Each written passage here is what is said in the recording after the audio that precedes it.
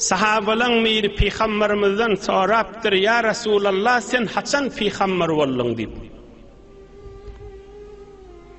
Sahabalan mir Nebi Ekrem aleyhissalatu vesselam'dan soraptır, sen haçan peygamber boldun dip.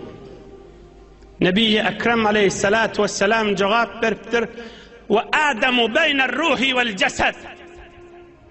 Atamız Hazreti Adam palçıkta qurip yatıydı, hazır can verilmepti, men peygamberdigim asmanını gurrun boldudu diptir. Ine açıqraq diyenim şu bir. Sen haçan peygamber boldun dip soran sahabalan biri, Nebi Ekrem aleyhissalatu vesselam aydıptır, ve Adamu beyne'r ruhi vel cesed. Hadisun sahih. Hazreti Adam'a can verilmekti, yöne suyunup yatıydı diptir, palçığı uğrayıp. Geçen hafta gurrunda, geçen hafta yirak yetipti gurrunumuz.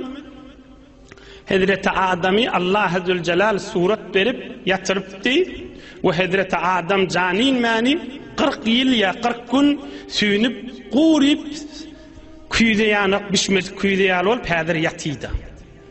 Peygamberimiz aleyhissalatu vesselam'dan soruluptur, sen haçan peygamberlik berilin deyip, şonna ey cemaat şunnaydın, şi okuyan mübarek hadisimi, tamam firqahayı İslami, tamam Müslümanlar, tamam ulemanın kabul ettiyen zada.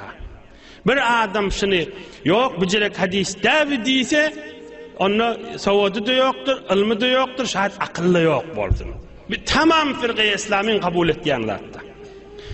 Adam atamız canin mepti palçık qurip yatıydı, men peygamberdim deyiptir. Inni soruq eliye yani nämeşi?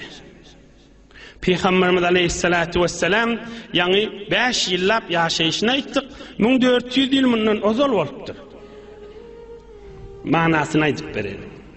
Qala al-allama İbn Kesir ve amma fil mela'il a'la فقد كان أمره عليه الصلاة والسلام مشهورا مذكورا معلوما من قبل خلق آدم على نبينا وعليه الصلاة والسلام كذا في البداية والنهاية.